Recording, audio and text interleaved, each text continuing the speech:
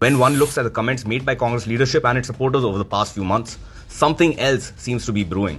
For instance, on May 28th, a meeting was held in Bengaluru between political parties and so-called civil society members, where they declared the Delhi resolution, raising questions on the electoral process. Upon a quick glance, this is what they have said. To create a counter-narrative saying BJP is not winning, that the 2024 elections can be called free and fair only if the opposition wins, to reject any mandate based on EVM VVPAT manipulation, that is if BJP wins, sensitize national and international media about the counting process, opposition parties to march in resistance to any subversion of the mandate, that is if BJP wins.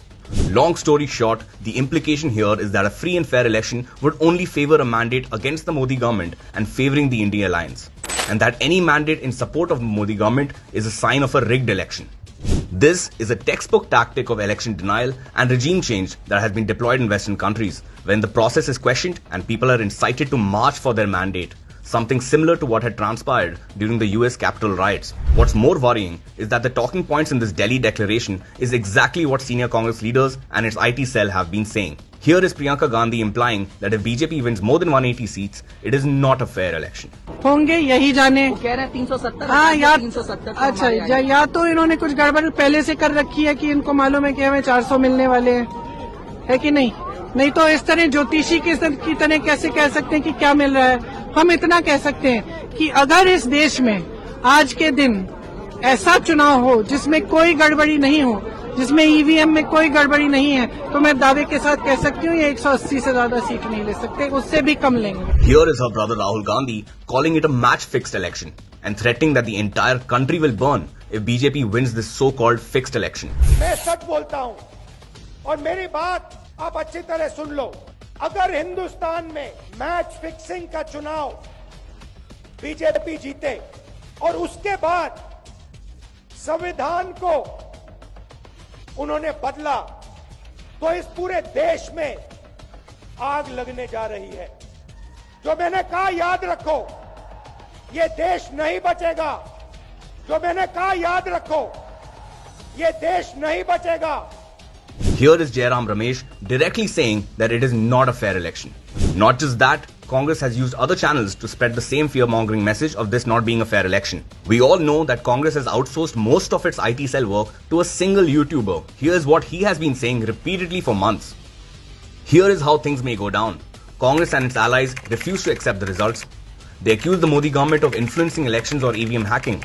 They provoke people to march and to take back power. Usual suspects in Western media provide cover fire for this narrative. What's worrying is that usual suspects in the Western media have already been pushing this narrative. From questioning the transparency of the process to simply saying democracy is under threat, these Western rags have been pushing this rhetoric for months. Even the usual suspects in Indian media here at home have been slyly disparaging the system. This is a sad irony, given that the opposition has been accusing the Modi government of subverting India's institutions for the last 10 years, when the real damage to India's credibility as the largest democracy has come from years of accusing every institution, from judiciary to election commission to the enforcement directorate, of working on the central government's behalf. Whether it is parliament, or it is the media, it is the bureaucracy, the election commission, the judiciary, all these institutions are under pressure, are being attacked by the ideology of the RSS and the BJP. What is also ironic is that democracy is only under threat when Congress stands to lose elections, and not when they have won state elections in Karnataka and Telangana. The hypocrisy is childlike. If Congress were to reject the people's mandate, it would permanently damage India's image as the world's largest democracy, discredit the independence of our institutions, and reverse 10 years of PM Modi's work of increasing India's global stature. It would also scare away investors, crash the markets, and destroy people's faith in the system. But most dangerously, it would sow the very seeds of a civil war in India.